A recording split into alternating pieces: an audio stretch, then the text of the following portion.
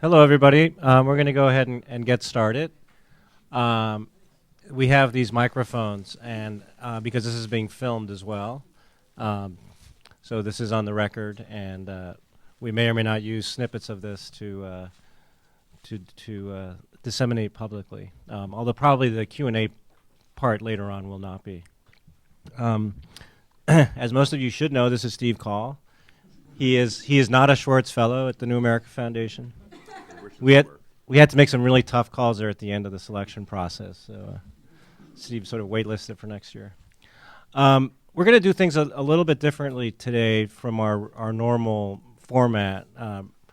Rather than ask Steve to talk for 30 minutes or 45 minutes, I thought it would be better to keep it relatively conversational. So I'm just going to try to prod Steve along and ask some questions and then open it up to the floor after 45 minutes or so. Feel free to interject follow-ups, even as we're going along with if it's not going to dramatically shift gears and take us to a different subject. But if I've asked a question and you want to ask a follow-up, go ahead. I thought we would use Pakistan and Afghanistan as sort of bookends and get Steve's thoughts on the relationship with Pakistan going forward first, and then end up with what does the latest what does the news mean for the war in Afghanistan? End up with that, but then spend a good chunk of time in between talking about Steve's relationship with this subject and the sort of bin Laden legacy and so forth, and get a little bit into the sort of Steve's personal reactions to what's happened, so this doesn't feel like another TV interview. So with that, Steve, why don't we start off with the Pakistan side of the story. I've heard you say that in some ways, if the Pakistani military or the ISI were to, give Osama bin Laden safe haven, this would have been the last place on earth to do so because it's almost so incriminating.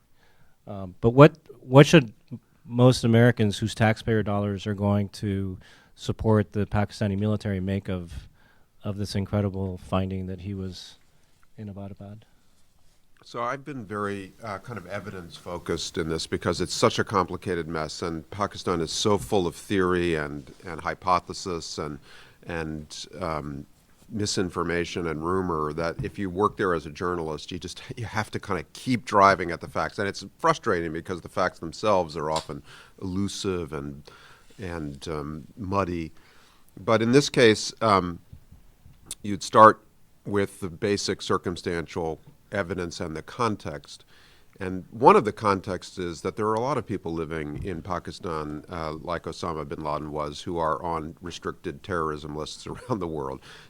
And so a counter observation to your correct quote, you quote me correctly as saying it's kind if you really were aware of his presence there, it was kind of a complacent choice because it's so incriminating that if you're exposed, you're going to take much more heat than you would if you had stuffed him up in the frontier area where everyone thought he was most likely to be located and where the government would have had a much more plausible case. This is not territory under our control. So you ask, well then, circumstantially, is this exculpatory? Well, it would be if there weren't 5 or 6 other known terrorist leaders living in Pakistani cities, more or less in plain sight, whose locations were known by and large. The leader of Lashkar-e-Taiba, the leader of Jaish-e-Mohammed in Bawalpur, Lashkar, he moves around, but he's in Lahore. He gives sermons on Friday. And so I think there's such a profound complacency in those parts of the machinery of the intelligence services that keep track of these accounts, and that is not sort of definitive. Now, what sections of the government would history and the pattern of known cases suggest were least likely to know anything about it and most likely to know anything about it? So I think you can come at it from two ends of the spectrum. On the one hand, it would be shocking beyond contemplation if the civilian government knew that he was there. So President Sudari would have been the last person who was briefed about this. Even Gilani, the prime minister who's closer to the army, would be much less likely than others to know. I would be surprised if anyone in the civilian political system had any idea. That would have been a real change in practice. Now, then on the other end of the spectrum, there are sections of the intelligence service. They're often described in the newspapers as the S-wing, or layers inside the the Inter-Services Intelligence Agency, that are tasked with keeping track of the crown jewels and the most clandestine aspects. I don't think the United States knows as much about how that works as you might think, given that we've been in partnership with them for so long. But there's a general sense that there's a box within the box, and inside that box there's probably another box. And so I would think that would be a section of the government that would have knowledge, or you would suspect would have knowledge. There's one other thing to observe, and there was some really good reporting in the Times about this. You know, the way Pakistan works, I was on CNN with Secretary Rumsfeld the other day, and he said, well, I don't think there's really any evidence presented by the House that the Pakistani government knew, because after all, if you drive up from the Pentagon to Great Falls and you see these big gated communities, you know, there's big houses in there, and who knows who's living in those houses? I thought, will you please ask me my reaction to that? But one thing you would say is, since they did not, I'm now answering my. I don't know who lives in those houses. Exactly. But the way Pakistan, the IMF will tell you that Pakistan has the lowest rate of tax participation among even really poor, messed up developing countries in the world. Now, one of the reasons why that's so is that people who live in million-dollar houses pay other people so that they don't have to pay taxes. Nobody builds a million-dollar house who doesn't get a knock on the door from somebody with a gun or in a position of authority to say, you know, I'm here to talk to you about your personal affairs, your arrangements. What are your arrangements? And if the rumor on the street, which apparently the neighbors say, that their cover story was, well, we built some hotels in Dubai, or we're in the currency trading business, well, that's nothing but rent-seeking opportunity for the local police and for ISI and for everyone else who would have been there in an instant saying, I have a way to keep your situation stable, and that is put me on your payroll. So now that actually might be the most exculpatory circumstantial evidence of all, in that probably the best way to understand the mess that is ISI is to understand that it is as much a criminal operation as it is a strategic or national security operation. It is a series of interlocking rackets, some of which have national security purpose and some of which are self-interested, and often those qualities overlap in the same operation. So you could imagine the regional office of ISI essentially making itself wealthy for a sustained period of time out of managing this thing, and maybe sharing the wealth, but not necessarily sharing it all the way up to the chief of the army, or necessarily the chief of ISI. So that's the nature of the Pakistani state. It is you could have what a U.S. grand jury would find to be a form of state control without the head of the intelligence service or the army necessarily being fully briefed, because it's partly corrupt. So what do we do with all that going forward in this relationship? Well, I mean, easiest thing to say is that the relationship is at another low point in a series of, 50, 60-year ups and downs. This is another bottom. The relationship was really troubled even in the 2 or 3 months before this revelation. I think when we learn the full story of the Raymond Davis episode, I think we'll come to understand that that was much more of a confrontational episode involving the United States and ISI and the Pakistanis than we even recognize now. In any event, the Pakistanis had already ordered the United States to reduce its presence both for intelligence collection and for training of its military, and the kind of cascading mistrust that had been building up was already bad, and now it is exacerbated by what, from a Pakistani perspective, and it's useful in this moment of sort of American emotional experience with the end of the 9/11 narrative, which, if you look at a lot of the commentary, even sophisticated commentary about Pakistan, it's very much driven understandably, by American perspectives. So if you ask, well, what is the true, authentic Pakistani experience of this episode, the raid and the killing of Osama bin Laden and the exposure of his location?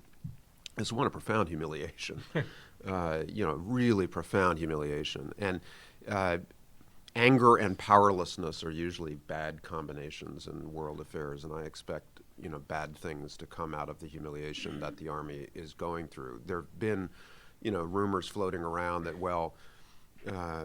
Pasha, the head of ISI, might resign, and Kiani might resign. A positive thing that might have come but seems to have passed would have been for the civilian government to seize upon this opportunity to hold the army accountable for either its incompetence or its complicity. It almost wouldn't matter. In the Japanese system, these people would have fallen on their swords within the first 12 hours. And the fact that the civilian government lacks the authority to hold the army and the intelligence service accountable for their transparent failure. And it doesn't matter whether the failure that animates Pakistanis is the humiliation of having their sovereignty violated by a U.S. helicopter raid, or whether it's what we would regard as the more serious offense of having failed to uncover this self-admitted mass killer for so long. But either way, accountability sort of seems in order. And if it doesn't follow, it's going to, I think, make even more difficult an already problematic relationship. What does the U.S. do? I mean, I don't really see the case for punishing withdrawals of aid as a kind of pendulum swinging response to a past pattern of failing to link aid to accountability successfully enough, which is kind of what I read the history. The inheritance is that our policy in Pakistan was animated by good ideas to try to construct a more sustainable Pakistan through engagement and broad-based support that included security aid, but was also increasingly defined to include economic and other sorts of engagement. But that we never had a realistic way to link our engagement to accountability, because accountability was just too hard. We had too many short-term interests to deal with the truth. You can't handle the truth. We couldn't handle the truth. They couldn't handle the truth, so we just didn't deal with it. And so you get this. It seems like the U.S. is one of the residents of those $1 million homes. Yeah. And somebody's knocking on the door saying, so I'll have your affairs in order. The only other thing I would point out is that, again, just to kind of add to the familiar discourse, what the world looks like to Pakistan. What do they need out of this? What can they afford to have happen? Well, they have a relationship with China, which they refer to as their all-weather friend, that provides a little bit of resilience and depth against American sort of withdrawal or volatility in our commitment. They also have an all-weather relationship with Saudi Arabia, which is, a country benefiting from high oil prices. The Pakistani military, I think, has played a role in Bahrain and in reinforcing Saudi security concerns. The Saudi state needs the Pakistani military to muscle up a little bit when it gets nervous about things, and the Pakistanis reap substantial benefits in oil supplies and other favors from that role that they play as a kind of mercenary force. I think Pakistanis played a role in putting down the uprising in Bahrain. And so, they don't really need our Kerry Lugar aid. It's a drop in the bucket for them. And besides, we send so many accountants over there that they can't steal it in the usual way. And it's kind of an irritation as much as a source of support. But what they can't afford is a loss of credibility with the IMF. So, and there we do have leverage, and Europe has leverage. And and the Chinese are not going to write them a blank check. So they've got to hold it together enough. They've got to manage this enough so that they can retain their access to international financial lending and support. And I think they'll do that. So they will push us bilaterally out as hard as they can, but they'll do it in a way so that they don't blow up their global standing and their access to IMF flows. So how Nick has a two-fingered up. Quick question. So regarding the CIA, the intelligence question, and them wanting us to draw down numbers of military, it seems like it's very easy for them to point to trainers and former NWFP to say we want them out. But besides the fact that they've now outed the second consecutive CIA station chief in 5 months, how do they think that they would be able to limit the number of folks that are either with the agency or working for the agency? I mean, Just by total number of visas granted. I mean, some officers are declared and some officers are undeclared. In other words, if you run a station, you in any country, you may choose to inform your counterpart intelligence agency that certain people who are here under other government agency auspices are in fact intelligence officers. So those are declared officers. Those are meant to be liaison officers. Those are people to help your intelligence service work together on shared projects and so forth. And that's true in every country, that there are declared and undeclared. And then you may have a whole swath of accountants and defense trainers and others who are coming in without being declared, but who are in fact collectors or other playing other roles. And the Pakistanis know all that. I mean, this is not news to them. So they were just looking, I think, at the total number of Americans and then learning about what in fact was a very aggressive effort over the last couple of years to collect unilaterally in Pakistan to support the drone program and to get after, designated al-Qaeda leaders and other people that the United States wanted to get after. And I think the United States has always operated unilaterally in Pakistan, but what the push that General Petraeus and perhaps General McChrystal before him, I don't really know, but I know under Petraeus, the push they made and that the agency made under Panetta to collect unilaterally in Pakistan was more aggressive than anything I think the Pakistanis had seen for a while. And they could tell circumstantially that it was producing results because people were being hit by drones that they hadn't tipped.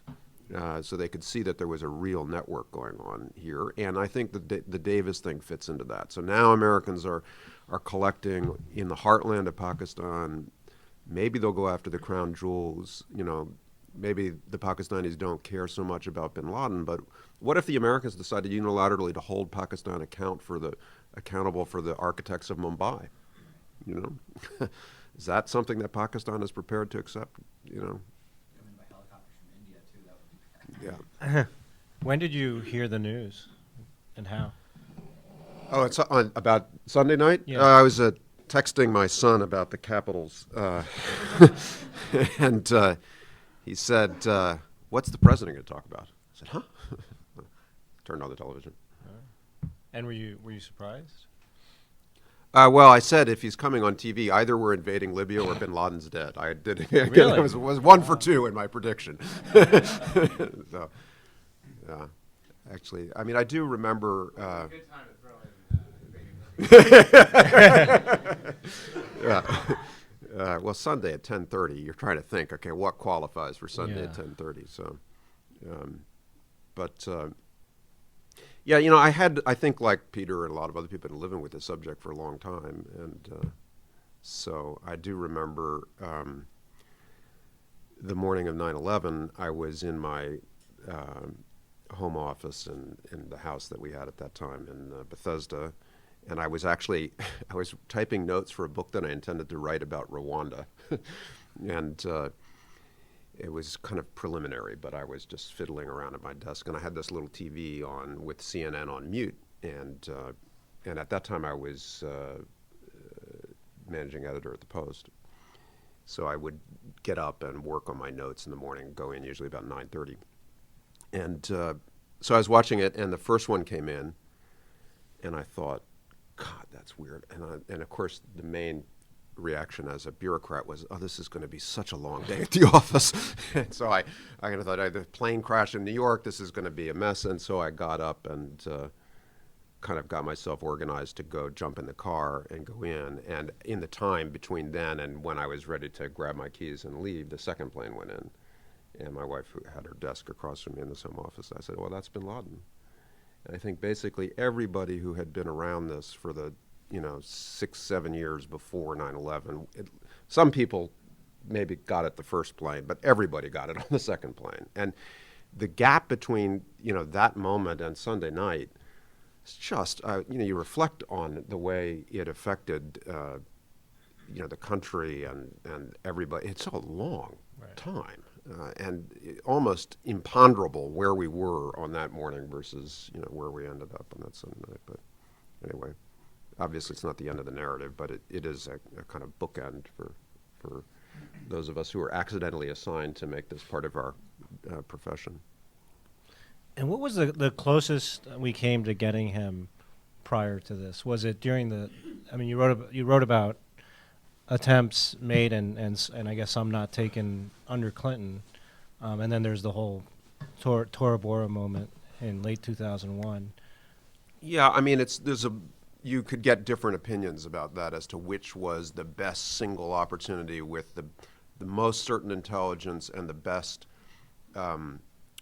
people and military assets in place to strike. So, Tora Bora would be a contender. I think I would, just on the basis of interviewing, and the 9/11 Commission report, I think more or less would support this. You'll get an argument about it, but I would say at least as good a chance, and you could argue a better chance, was available when bin Laden went out to this hunting camp in southern Afghanistan it's been a long time since I've thought about the dates, I think maybe early 99.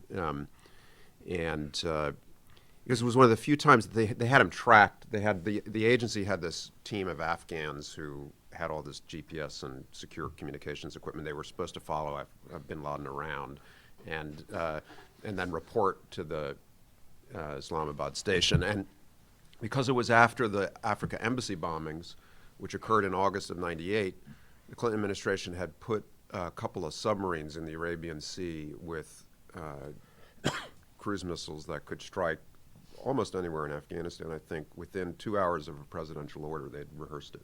So they had this Afghan team that was supposed to follow bin Laden around Afghanistan and locate him in a fixed place long enough to be able to order this 2-hour cycle and put the cruise missiles down.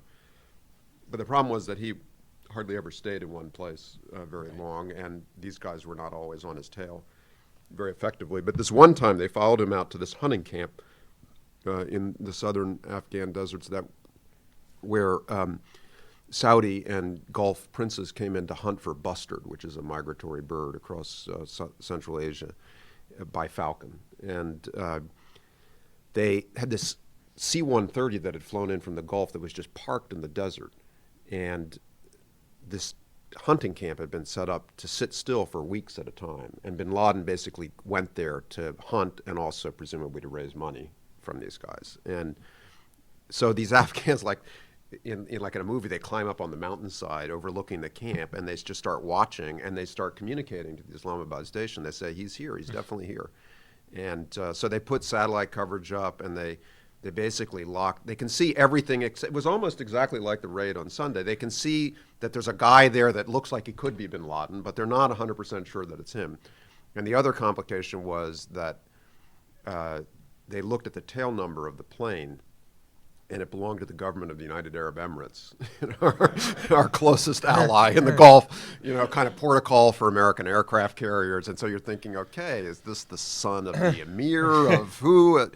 And so if they did not have special forces that could have gone in and sorted out the prince from bin Laden. So they just didn't have, they had not forward, part of their kind of way of minimizing their investment in the Afghan problem was to just do this offshore with missile strikes.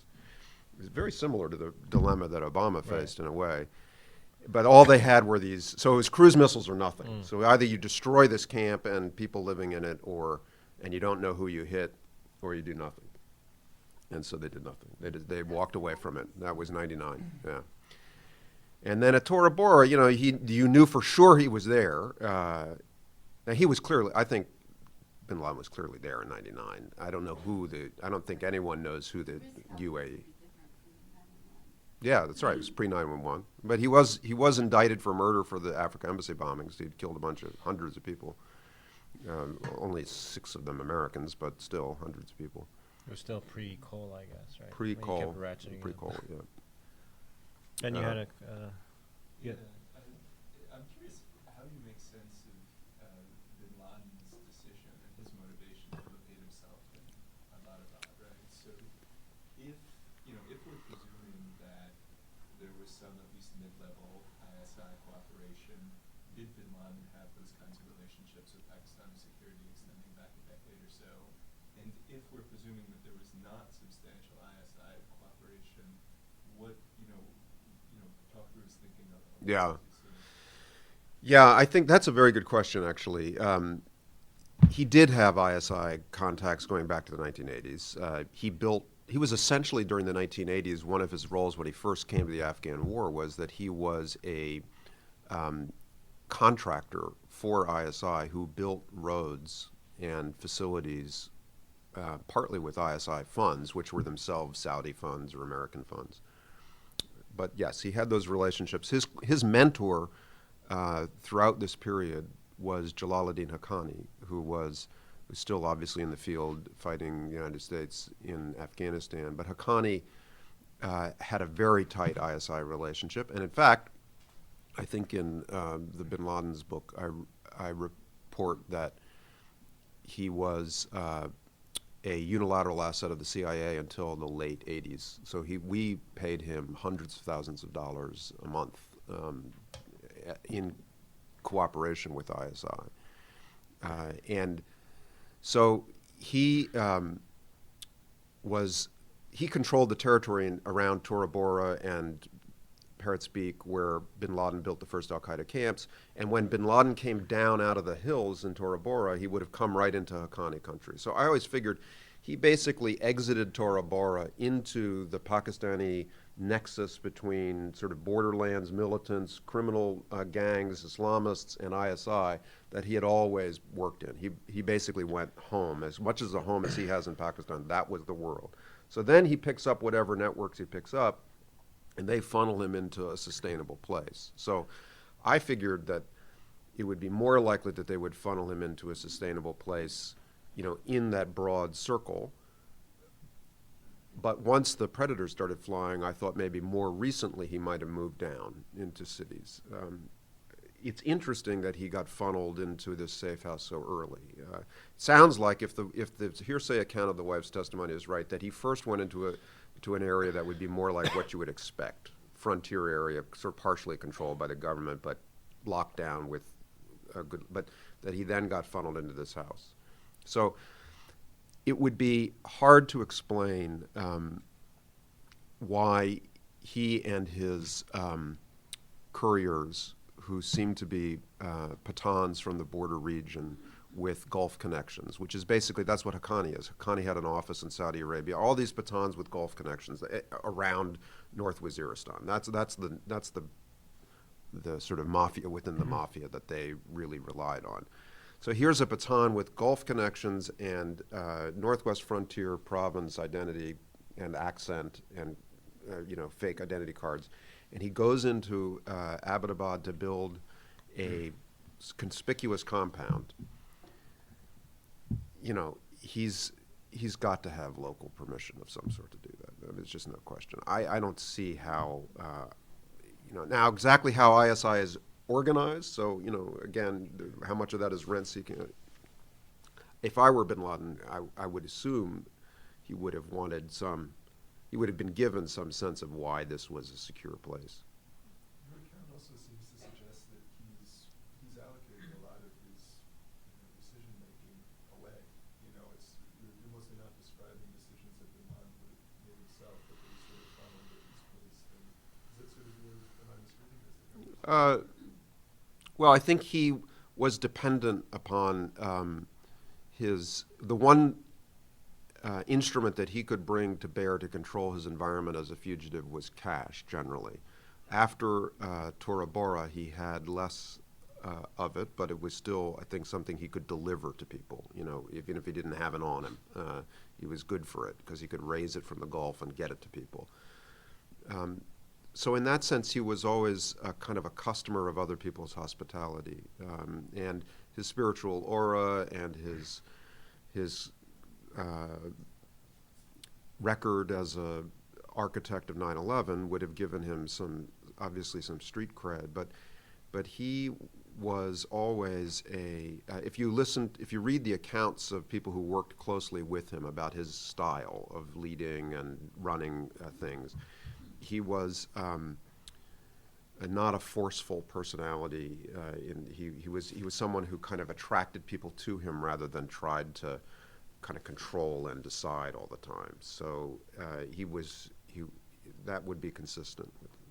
When did he first enter your radar screen, back in the 90s, and what did you initially make of him? You talked about, that Sunday night news out of the blue being the end of a narrative that starts on 9/11 in a way, but in a way it even starts. Well, actually, yeah, no, there's an incoming Schwartz fellow named Steve Levine, who I can now confess I co-wrote a newspaper story in the Washington Post in 1993 with. It was the first time I had ever written a story about Osama bin Laden. And the reason we wrote the story was,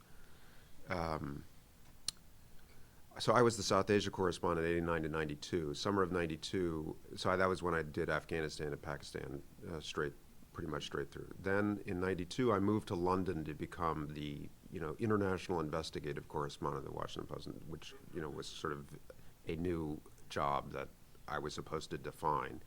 And one of the first things that happened was the World Trade Center bombing in February or January of 93.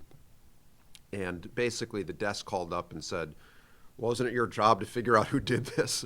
And I mean, you're the international investigative correspondent. This seems to be something worthy of investigating. So it was not remember the first World Trade Center bombing was, 4 or 5 people were killed. It was a big event, but it was not 9/11. So Steve Levine was then a super stringer in Zagreb, I think, or in doing Bosnia stuff. And I had been mostly doing gun running around the Bosnian War and various other random things. And so, but I knew Steve from Pakistan days a little bit. So we sort of started to poke around as who was the overseas network that Ramzi Youssef had come out of. Where he had fled and disappeared, where had he likely fled? Who were these people? What groups were they connected to? What did anybody know about it? And we traveled a fair amount. He went to Sudan, actually, and to so we got onto bin Laden. Somebody said there's some guy living in Khartoum, some rich Saudi named bin Laden, who apparently is financing all this. So in those days at the Washington Post, you didn't even have to ask your editors. I just said to Steve, well, just fly to Khartoum and knock on his door. So he flew to Khartoum, and he went to the perimeter of bin Laden's house where his bodyguards said he's not giving any interviews to the Washington Post. But, you send in your expenses, they pay you. I went to Egypt and out into Palestinian territories, and Steve knocked around Bosnia. I forget where else we went. We interviewed as many people. I think maybe I went to Saudi. But we wrote this big two-part series about the free-floating, atomized world of transnational militant Islam as circa summer of 93. Oh, the blind Sheikh was also a character in those days. And anyway, Osama bin Laden appeared. He made a brief appearance in that story. And what do you think will happen to the President and the President in India relationship after that, once all of this gets out there, given the timing, given what's been talked about after Bin Laden's death?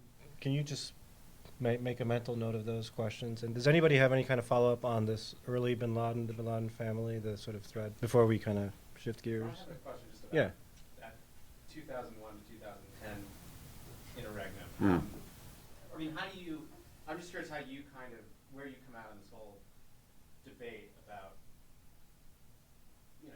how do we apportion blame or credit for what what led to his our finally getting him. I think somebody, Paul Pillar or somebody said, it's basically just luck. I mean, we could easily have stumbled on this sort of crucial piece of intelligence where the courier is communicating with, tips himself off.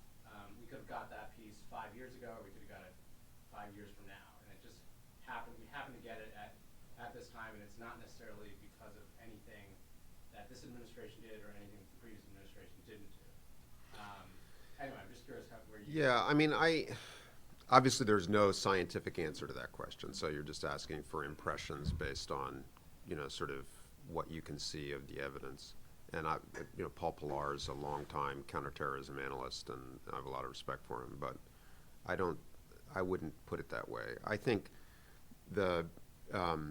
yes, there is an element of randomness, but this is like reporting.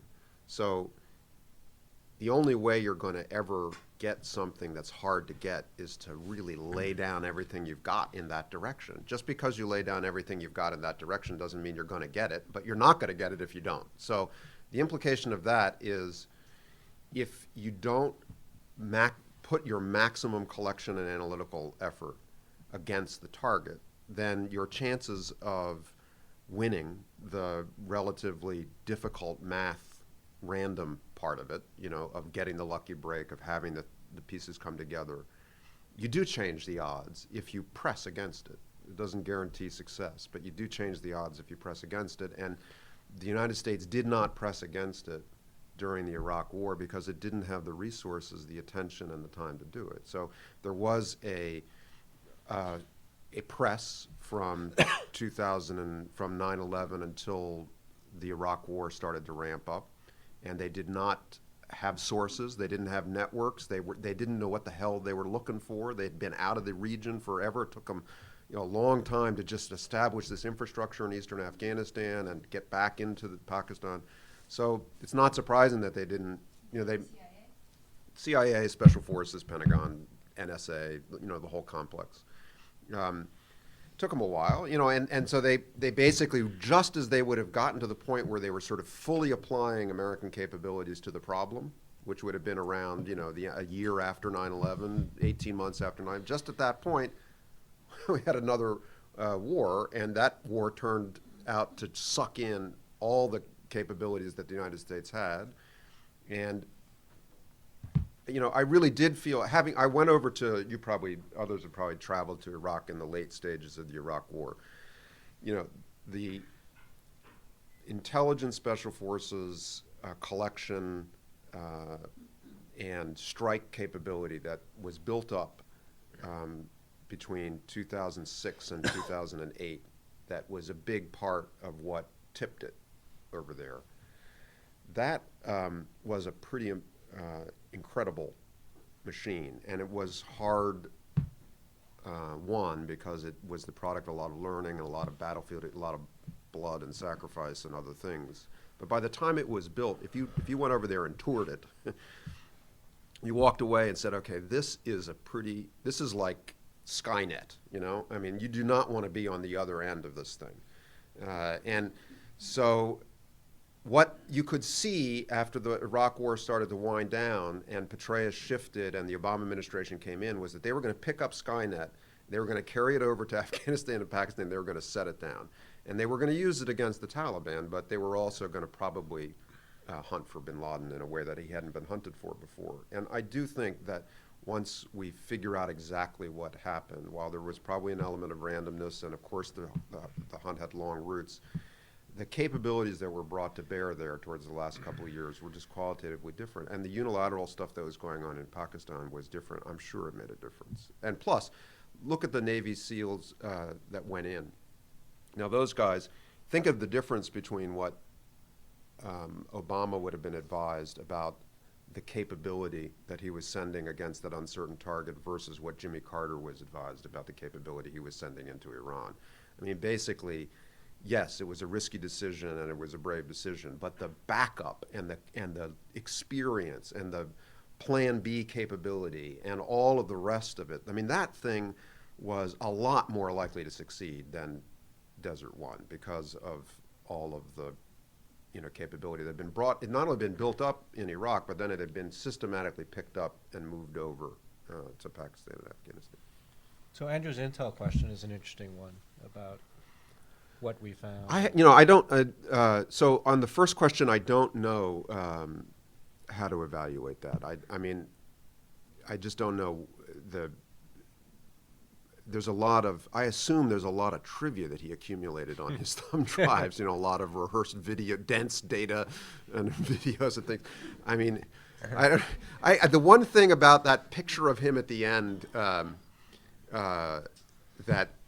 if it's true, that is the kind of hardest for me to sort of figure out what was he thinking, is the part about having the 500 euros taped to his pajamas or whatever for an emergency. I mean, if you end up like stumbling through Abbottabad in your pajamas, and you go into a store with a 500 euros, I mean, where do you think you're going to get? I don't know. I mean, maybe you get into a taxi and you say, drive me to Paris. Miran Shah and I'll pay you 500 euros.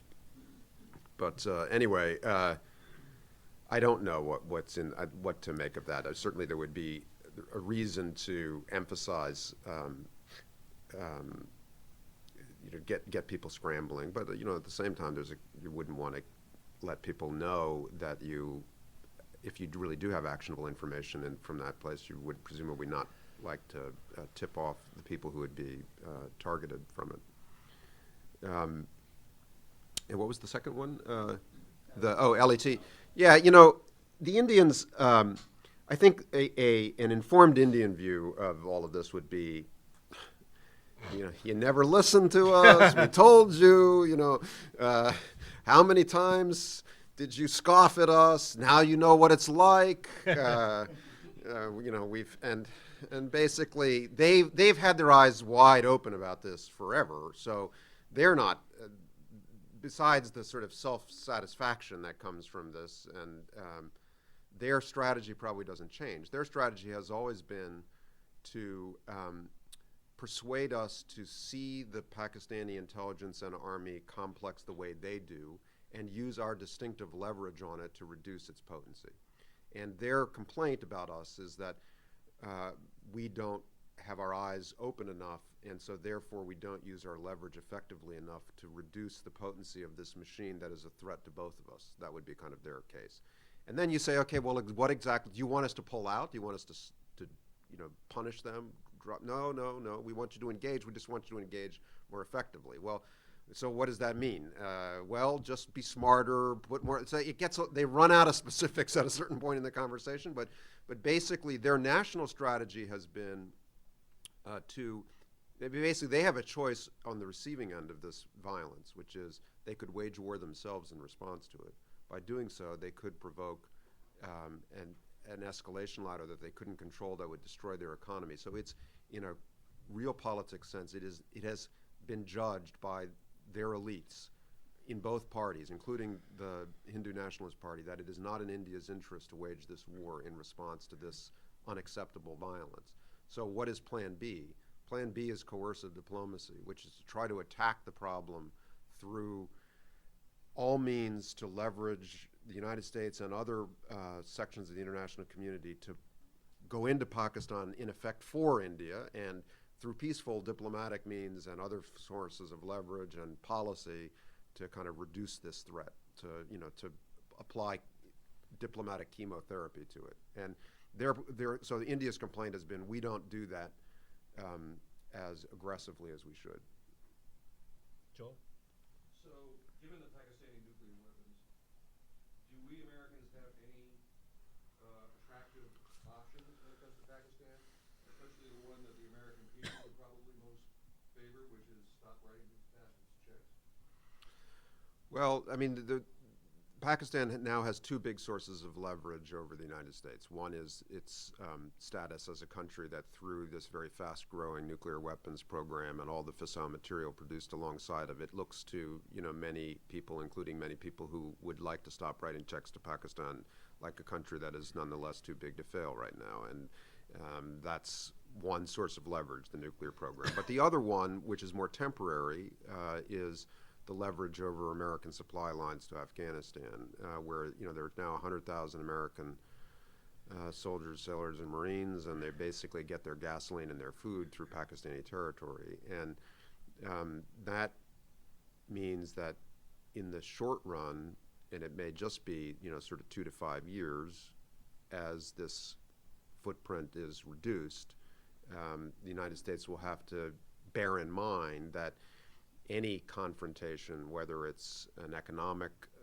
one or the persistence of aggressive unilateral action on Pakistani soil, does give the Pakistanis do have a card to play of being even more disruptive in Afghanistan than they already are, which is, and there is the path out of Afghanistan is very difficult to visualize if it doesn't include at least some Pakistani cooperation, or if it doesn't at least involve something that isn't markedly worse than the level of Pakistani activity now. I mean, I think it's the hypothesis of the American military command in Afghanistan. I don't know whether it's the correct hypothesis or not, but it's their hypothesis that they can get from here to where they want to be in 2014, 2015, with the Pakistani sanctuary problem that they have, as long as that sanctuary problem doesn't get a lot worse. So that's just, that's a source of leverage. Now, if you do get out or get down to 30,000 and stay at 30,000, at which point the supply lines don't matter, at that point, then you can go back to the big strategic question. What is the nature of our relationship with Pakistan? What are the levers that we have to create a more successful Pakistan over a 15 or 20-year period? And,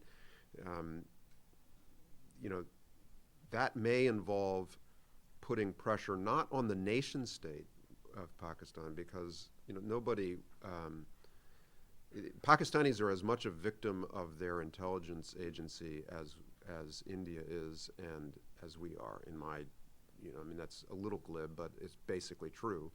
This military has, much to be sort of proud of as a source of national coherence in a country that's had a lot of sources of pressure on it, Pakistani military, I mean. But on the other hand, it's adopted a cascading series of self-defeating policies that have left most Pakistanis in poverty and,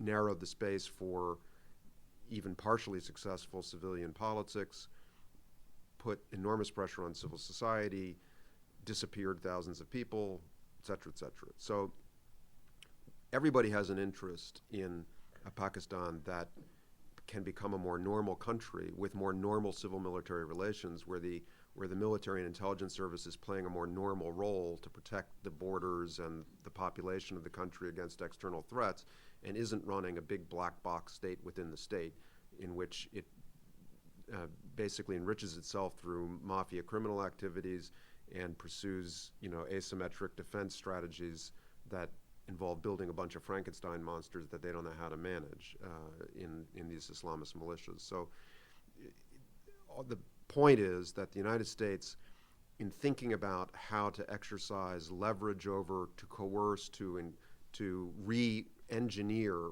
policy in Pakistan, the question is not yes or no, on or off. The question is, how do you create conditions in which Pakistan can evolve into a more normal country?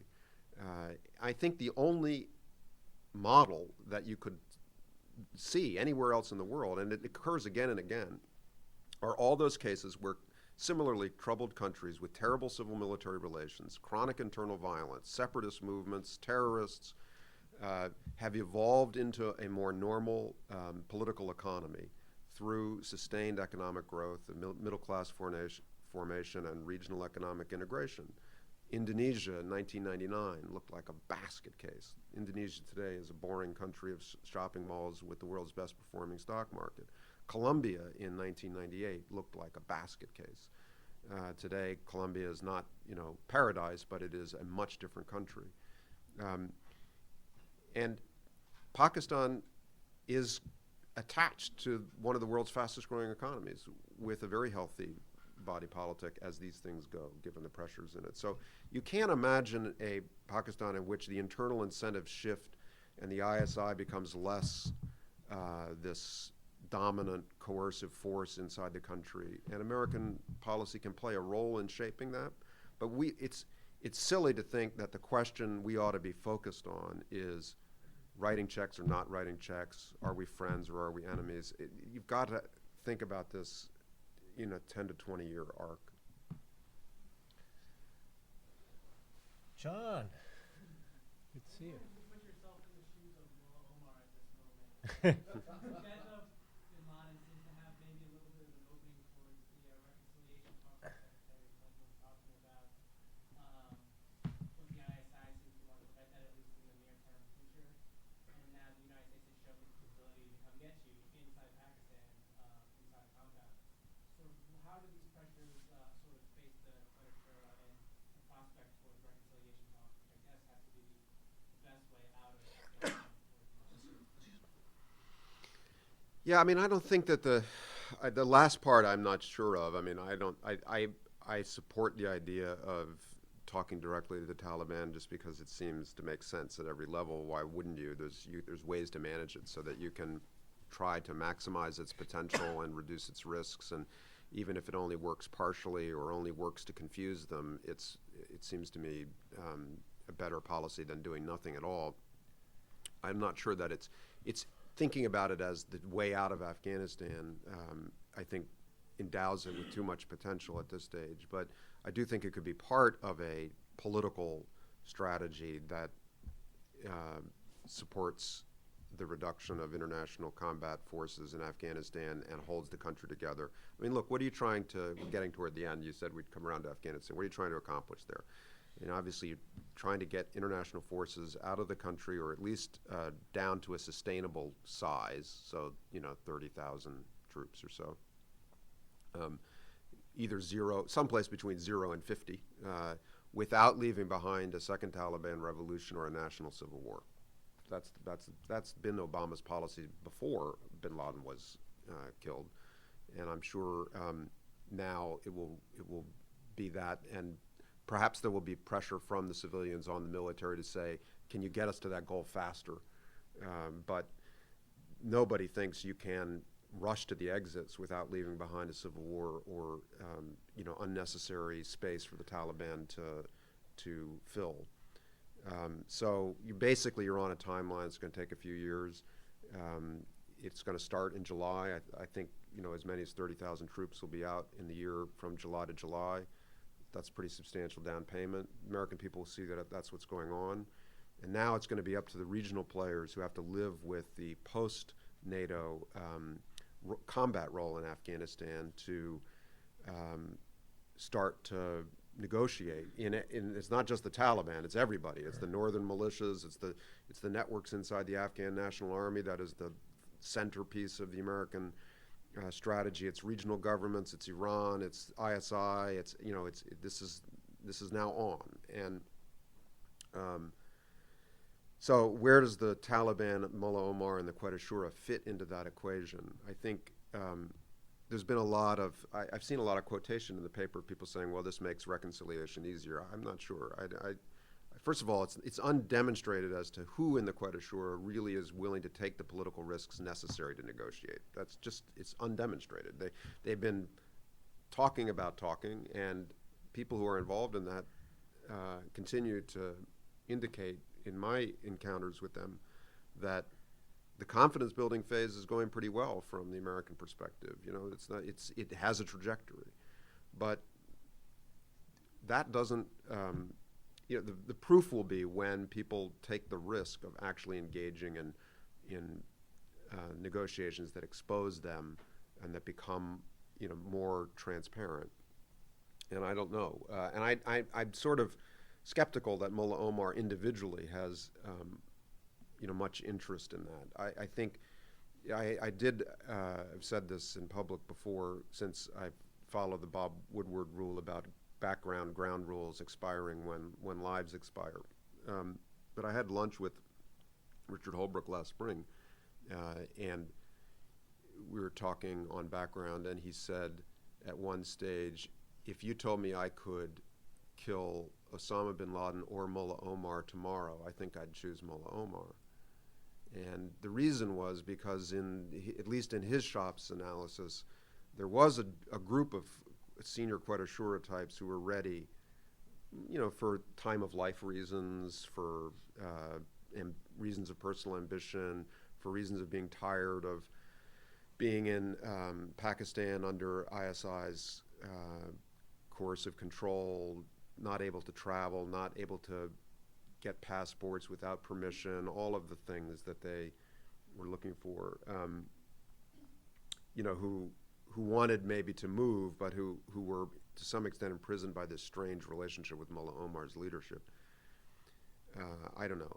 There's such divergent views among Western participants in the effort to develop the reconciliation track, not just within the U.S. government where there are sharply divergent views, analytical views, but also among NATO governments, different quarters.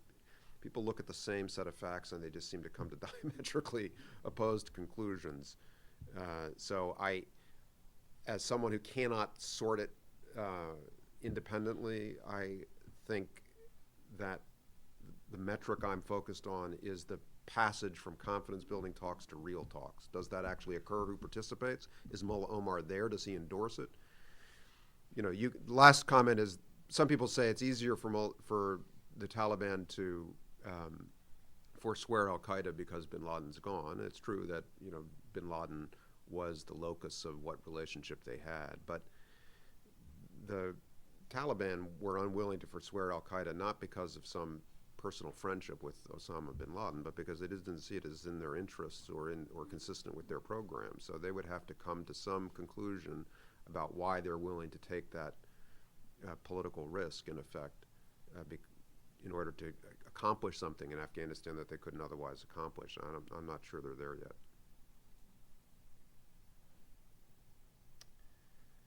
Well, thank you, Steve. We covered a lot of ground. I think that I'm still thinking about the Eurozone in the pajamas and the sort of final insult to the dollars as the reserve currency that he insisted on euros. And I was also he's been writing about how the world should be moving away from the dollar as a reserve currency. Yes, I was also shocked. Yeah. I was also shocked he couldn't spring for a larger TV set, but he looked like he had the TV I had in college. But Christina, we'll give you one final question. I wonder if you would put yourself in the mind of Obama, and if you had been presented with the same amount of information you think he might have had, would you also made the decision to send him commandos? As opposed to strike the House? Yeah, no, I think it was the right decision for a lot of reasons. And I don't know what factors went through his thinking, but or exactly.